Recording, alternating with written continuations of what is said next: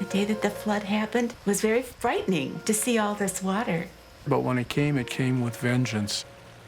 We were essentially taken aback by the amount of water that came in such a short period of time.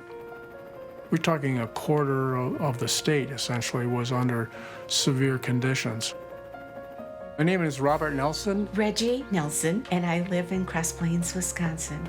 The flood happened here on August 20th. Rain started here at about 2 o'clock in the afternoon, and it was moderate rain. About 6 o'clock, it really started to pour, and you couldn't even see 10 feet through the rain.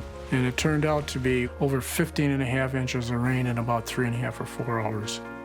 Water just keeps getting deeper and deeper and deeper, and it's overflowing into people's yards and out onto the street, wherever it can wind its way.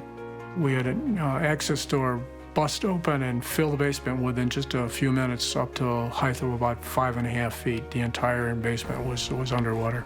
It was frightening to think in blink of an eye, everything could go so topsy-turvy.